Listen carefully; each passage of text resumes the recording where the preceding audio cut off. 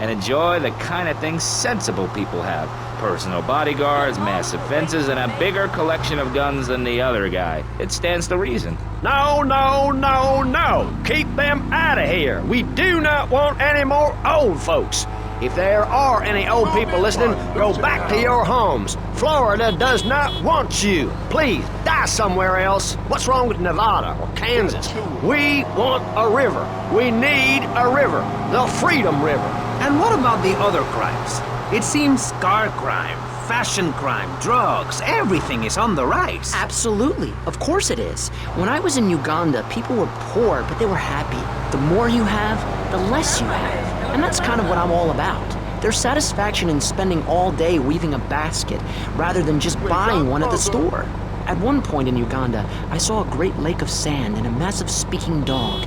It was a dog of love, not of hate. It was a spirit journey. What are you talking about? I'm talking about hopes, dreams, the magic of television, especially public television. Puppets can say what men cannot.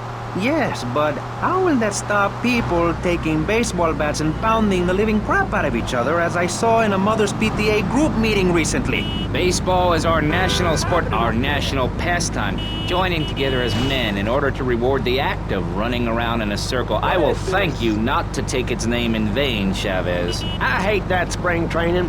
Who do those guys think they are? Coming here and getting in the way, showing us no respect, drinking our orange juice and seducing our women folk. Train in your own home, mister. Our national game down here, my friend, is digging. Digging a big ditch. A ditch of hope, which will flood into a river of freedom. So far, we've dug 17 feet. We're almost free. Almost.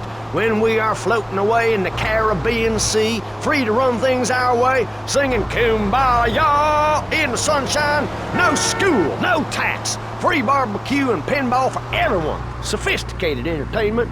Yes, but what about the little guy? What about the guy who is standing there saying, I like being part of America. I like it a lot. I get public radio. I can hear Maurice Chavez. I own a small one-bedroom home. A business selling flowers to people stuck in traffic. 3 or 4 radios, all turned on to BCPR. A dog. 15 ice cubes. But I don't feel safe. I'm worried about gangs. Gangs are a myth put out by the liberal elite to patronize and demean the working man. I mean, what kind of right-minded youth from a poorer background is going to spend his time stealing things and posing in silly clothes when he could be getting ahead with a minimum wage job and making his parent proud? The dream of America is to live in a duplex and share a yard. Why would anyone want to threaten that great future? Answer me that and I'll show you a green dog. And speaking for the underdog, the foundation I set up with my trust fund, we believe gangs are a valid expression of a people's identity, a grouping, a community within a community. Gangs are a way to be noticed in the boxy suburbs.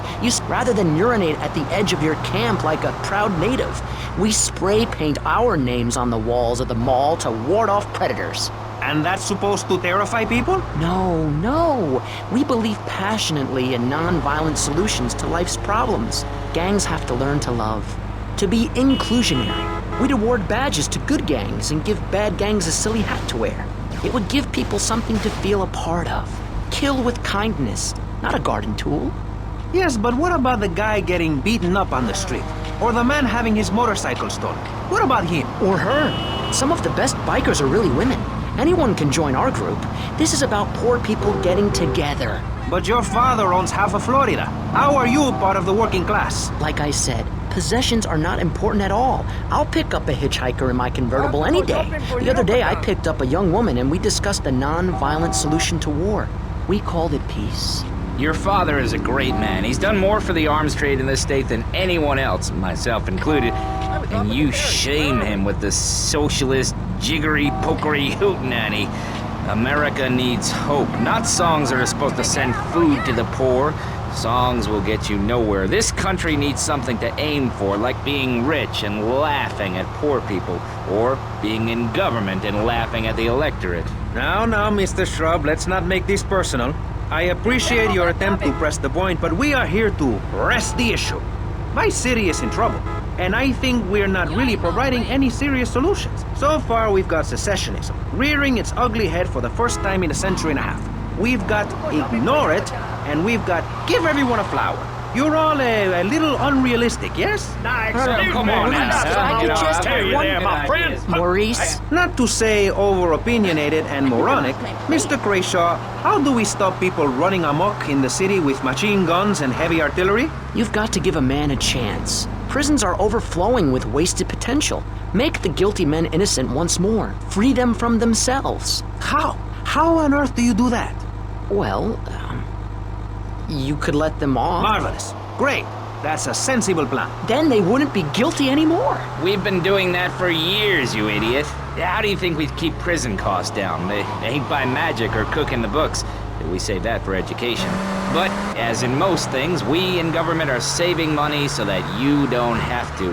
When we spend less money on services, more goes to administration salaries and expenses, which helps make lives a lot less difficult for everybody. It's about sharing. Sharing your taxes out amongst the select few. That's why I worked so hard at school, so I could reap the rewards now.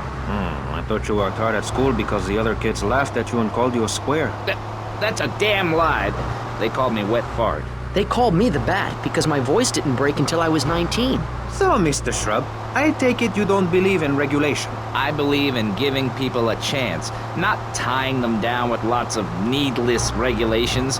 The fact is, business is run by moral people who won't do anything illegal or try to get rich quickly. But since you got elected, Vice City has been characterized by a government who cut aid to the poor, offered tax breaks to the rich, and paid people to dump toxic waste near schools.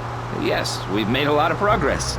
And up on Capitol Hill, you were instrumental in pushing through a bill allowing the manufacture and sale of Giggle Cream, a dessert with potential lethal consequences. Not true. Only 23 people have died, and several of them probably deserved it. So, with people being set such a bad example by big business, how are they supposed to respect each other, to act safely in society? And how are they policed by a demoralized and underfunded police force? Well, I'm afraid that's apparently quite a difficult question. My solution is easy. I'm gonna talk for a long time about a subject not in any way related, and pretty soon people will forget all about it.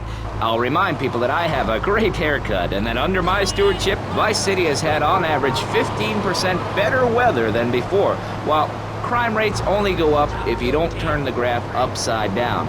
Turn it upside down, and they have halved under me, Alex Shrub. Vote Shrub for president and you'll have a friendly face in the White House, a man you can trust, a local man who likes golf and laughing and photo opportunities at your store or place of business. Just send me a letter. I'll send you an automated photocopied response. We call it democracy, and that's where the money goes. Just a minute. Don't interrupt. Let me finish. But you're not... This man won't let me speak. Oh.